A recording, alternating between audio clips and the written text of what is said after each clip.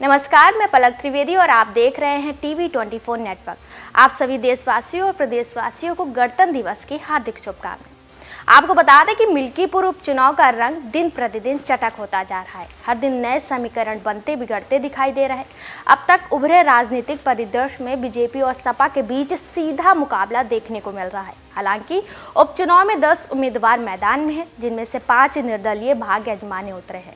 इन निर्दलीय उम्मीदवारों पर भी राजनीतिक पंडितों की दृष्टि लगी है। वहीं अगर बात करें बीएसपी की, तो मायावती ने मिल्कीपुर उपचुनाव लड़ने से मना कर दिया। बता दें कि बसपा सुप्रीमो मायावती मिल्कीपुर चुनाव भले ही ना लड़ रही हो, लेकिन उनकी चर्चा जोरों शोरों से है। ऐसे में देखा जा रहा है कि निर्दलीय उम्मीदवार किसी भी दल का खेल बिगाड़ सकते हैं। इस समय मिल्कीपुर सबसे हॉट विधानसभा सीट बन चुकी है, क्योंकि इस उपचुनाव में हर दल पूरे दमखम के साथ मैदान में उतरा है। ऐसे में यहाँ पर अब हुए 2 उपचुनाव के परिणामों की भी चर्चा तेज है। इसी बीच संत कबीर नगर में जननायक कर्पूरी ठाकुर की जयंती समारोह का आयोजन हुआ था, जिसमें समाजवादी पार्टी के प्रदेश अध्यक्ष श्यामलाल पाल ने कहा कि 2007 से 2012 तक का इतिहास देख लेना। हमने बहन का भी इतिहास देखा है, जिसमें राम अचल राज्य भर मंत्री रहे हैं। मुलायम सिंह यादव ने यादवों की भर्ती दिया था, जिसमें 1200 नौकरी बहन मायावती यादवों को और देने का काम किया था। 2018 के बाद से जो पुलिस की भर्तियां हुई, उसमें एक बार हमारे उत्तर प्रदेश के मुख्यमंत्री योगी आदित्यनाथ ने नौकरी देने का काम किया। लेकिन जब उन्होंने देखा कि पिछड़े के लोग पुलिस बनते जा रहे और पुलिस के लोग भी पैसे पाएंगे, अपने बच्चों को काजू और किशमिश खिलाकर उनको कलेक्टर की तैयारी कराएंगे, तो उनके समझ में नहीं आया। इसलिए पेपर लीक कराना शुरू कर दिया। ये डबल इंजन के लोग पेपर आउट कराकर परीक्षा निरस्त करवा दिए। ये बात उन्होंने संत कबीर नगर जिला मुख्यालय पर जूनियर हाई स्कूल में जननायक कर्पूरी ठाकुर जयंती समारोह को संबोधित करते हुए बतौर मुख्य अतिथि के रूप में कही। इस दौरान सपा के राष्ट्रीय महासचिव राम अचल राज्यभर भी मंच पर मौजूद थे।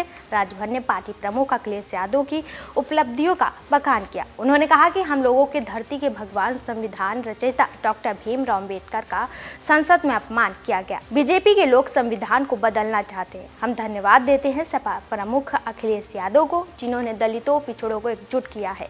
उनके रहते संविधान नहीं बदल सकता। बता दें कि ये कार्यक्रम राष्ट्रीय न्याय सविता सलमानी महासभा के राष्ट्रीय अध्यक्ष राम भवर शर्मा के निर्देशन में आयोजित किया गया था। इस कार्यक्रम में सपा जिलाध्यक्ष और पूर्व विधायक अब्दुल कलाम, कार्यक्रम आयोजक राष्ट्रीय न्याय सविता सलमानी महासभा राम भवर शर्मा, पार्टी के राष्ट्रीय प्रवक्ता मनोज यादव, सांसद लक्ष्मीकांत पप्पू निषाद, मेहदावल के पूर्व विधानसभा प्रत्याशी जयराम पांडे, लोरिका यादव, रामदर्श यादव, जिला महासचिव विनोद यादव, केडी यादव, रामवृक्ष यादव, शैलेंद्र यादव, राहुल यादव, बादल सहित कई प्रमुख नेता मौजूद रहे।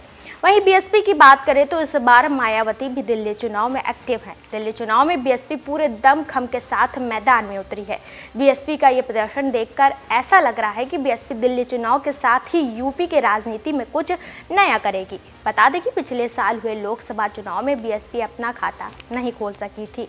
इसके बाद यूपी में 9 सीटों पर उपचुनाव में बीएसपी को करारी हार का सामना करना पड़ा था।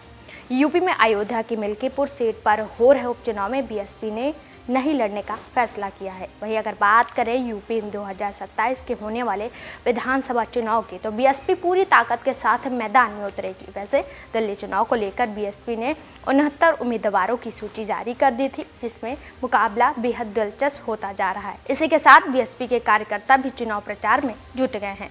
बता दें कि बीएसपी के लिए दिल्ली चुनाव एक अहम मोड़ पर खड़ा है। मायावती के दोनों भतीजों की सक्रियता से पार्टी में एक नई दिशा दिख सकती है। अब ये देखना होगा कि क्या बीएसपी इस बार अपने सिकुड़ते जनाधार को फिर से मजबूत कर पाती है, और क्या 2027 में ईशान आनंद पार्टी के युवा चेहरा बनकर उभरते हैं।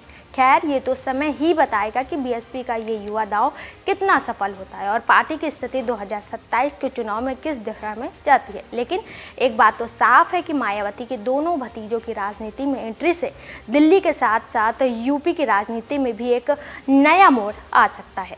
फिलहाल के लिए इतना ही। ऐसी ताज़ा जानकारी और खबरों के लिए हमारे साथ जुड़े रहिए और देखते रहिए टीवी 24 नेटवर्क।